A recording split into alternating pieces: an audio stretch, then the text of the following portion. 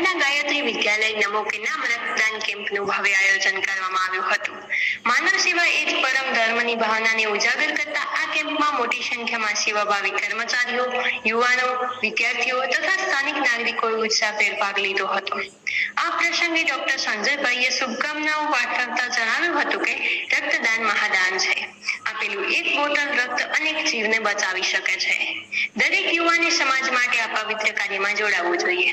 રક્તદાન કરતા પહેલા આરોગ્ય વિભાગની ટીમ દ્વારા તમામ દાતાઓની તબીબી ચકાસણી કરવામાં આવી હતી અને સ્વચ્છતાના તમામ નિયમોનું પાલન કરીને રક્ત સંગ્રહ કરવામાં આવ્યો હતો।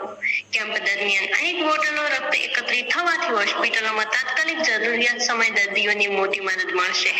આયોજકો તરફથી જણાવવામાં આવ્યું હતું કે આવા સેવાકીય કાર્યક્રમો માત્ર રક્ત સંગ્રહ પૂરતા જ નથી, પરંતુ સમાજમાં જાગૃતિ અને ભવિષ્યમાં પણ થરાદ વિસ્તારમાં નિયમિત રીતે આવા કેમ્પો યોજવાની સંકલ્પના વ્યક્ત કરવામાં આવી હતી। થરાદના આ રક્તદાન કેમ્પે માનવ સેવા માટે એક અનોખો સંદેશ આપ્યો છે અને યુવાનો માટે પ્રેરણારૂપ સાબિત થયો છે। માનમાં એમને શુભેચ્છા આપવા માટે આજે 100 કરતાં વધારે બોટલોનું રક્ત એકત્રીકરણ થઈ ગયું છે અને અમારો 750 બોટલ એકત્રીકરણ કરવાનો ટાર્ગેટ છે। અમને વિશ્વાસ અને શ્રદ્ધા છે કે આ રક્તદાન શિબિરમાં નરેન્દ્રભાઈના માનમાં એમને શુભેચ્છા આપવા માટે આજે 750 કરતાં વધારે રક્તની બોટલોનું એકત્રીકરણ થશે। આપને યાદ અપાવીએ, એક માણસ જ બીજા માણસની જિંદગી બચાવી શકે છે અને એક લોહીનું ટીપું એ બીજા માણસને ઉપયોગી થાય છે। એટલા માટે જ કહેવામાં આવ્યું છે કે રક્તદાન એ મહાદાન છે।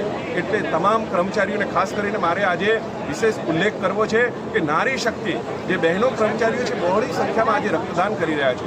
તમામને અભિનંદન પાઠવીએ છીએ। આવો આજે આપણે સૌ એક માણસ બીજા માણસને મદદ કરે એ પ્રકારે રક્તદાન કરીને બીજાને મદદરૂપ થઈએ। અસ્તુ ભારત માતા કી જય।